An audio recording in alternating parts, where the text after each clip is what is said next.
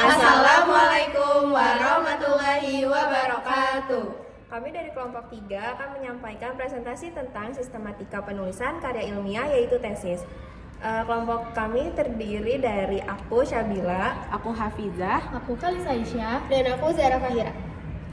Pertama ada definisi tesis. Tesis merupakan karya tulis ilmiah yang didasarkan pada hasil kegiatan penelitian, serangkaian gagasan yang merupakan hasil kajian berdasarkan fakta yang disampaikan secara akurat dan dapat dipertanggungjawabkan. Selanjutnya ada sistematika tesis. Yang pertama terdapat judul, berisi pernyataan yang secara spesifik akan mencerminkan isi penelitian yang akan dilakukan. Yang kedua ada lembar pengesahan. Lembar pengesahan adalah tanda persetujuan komisi pembimbing ataupun promotor yang kemudian menyatakan bahwa tesis atau disertasi layak untuk diujikan. Yang ketiga ada lembar pernyataan. Berisi pernyataan tentang tesis yang diajukan asli, murni gagasan, tidak terdapat pendapat yang telah ditulis oleh orang lain, dan persetujuan dari komisi etik penelitian bagi yang mempersyaratkan. Yang keempat ada abstrak.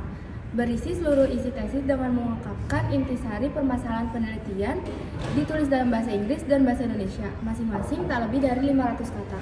Yang kelima ada kata pengantar, memuat penjelasan-penjelasan tentang pelaksanaan penelitian dan ungkapan rasa syukur penulis.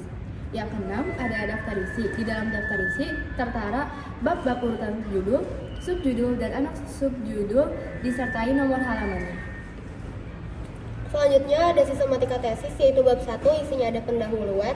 Isi dari pendahuluan sendiri ada latar belakang penelitian, yaitu yang berisi tentang gejala umum yang melatar belakangi penelitian dan tujuan penelitian. Yang kedua ada rumusan masalah yang mengemukakan pernyataan masalah. Yang ketiga ada tujuan penelitian yang mengemukakan berbagai tujuan penelitian yang akan dilakukan. Yang keempat ada manfaat penelitian yang berisi suatu kegunaan secara spesifik yang hendak dicapai dari suatu masalah yang akan dituju. Selanjutnya bab 2 ada kajian pustaka. Isi dari kajian pustaka sendiri yaitu yang pertama ada kajian pustaka, berisi uraian tentang suatu kajian kepustakaan yang relevan dengan masalah penelitian. Yang kedua ada kerangka pemikiran, diturunkan dari konsep atau teori sehingga memunculkan asumsi-asumsi yang akan ditampilkan dalam bentuk bagan alur pemikiran dan dirumuskan ke dalam berbagai hipotesis dapat diuji. Selanjutnya yang ketiga ada hipotesis, yaitu merupakan suatu pernyataan tentatif tentang hubungan antara beberapa variabel. Pada penelitian kuantitatif, hipotesis sendiri dituliskan dalam subbab tersendiri.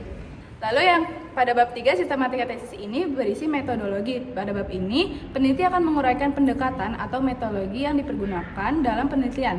Mencakupi, yang pertama ada uraian mengenai rancangan penelitian yang dipilih, prosedur pengambilan serta pemilihan sampel, dan penentuan suatu unit analisis. Lalu yang ketiga, sumber dan teknik pengumpulan data serta bagaimana instrumen penelitian. Yang keempat, pengolahan dan analisis data termasuk diantaranya uji validitas data yang sesuai dengan rancangan penelitian yang sebelumnya diusulkan. Lalu yang kelima ada lokasi serta waktu penelitian. Lalu bab kelima merupakan hasil dari pembahasan. Pada bab ini kita menyajikan hasil penelitian serta pembahasan. Uraian hasil dan pembahasan isi sendiri dapat disajikan dalam bab atau subbab terpisah. Uraian dapat didahului dengan gambaran mengenai lokasi, setting, objek penelitian yang lebih relevan dengan permasalahan penelitian. Lalu jika uraian hasil dan pembahasan hanya satu bab, maka hasil di 4.1 dan pembahasan di 4.2. Sedangkan jika uraian lebih dari bab 1, maka bab 5 akan berisi hasil dan pembahasan pada bab 5 dan seterusnya. Kemudian pada bab 5 yaitu simpulan dan saran. Untuk subbab kesimpulan berisi tentang temuan-temuan penelitian berdasarkan kepada hasil penelitian dan pembahasan. Lalu di subbab saran berisi tentang saran teoritis tentang apa yang perlu diteliti lebih lanjut mengenai suatu pengembangan ilmu pengetahuan dari bidang ilmu yang dikaji. Lalu di sistematika tesis yang ke-12 ada daftar pustaka, suatu daftar dari seluruh kepustakaan yang digunakan atau dirujuk dalam teks. Lalu di urutan 13 ada lampiran berisi hal-hal yang dianggap penting dimasukkan ke lampiran seperti angket atau kuesioner, perhitungan, statistik, foto, lokasi, dan sejenisnya.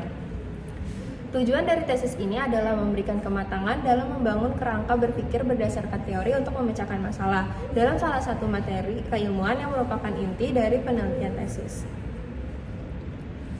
Mungkin sekian dari kami. Mohon maaf apabila ada kesalahan kata dan perilaku. Assalamualaikum warahmatullahi wabarakatuh.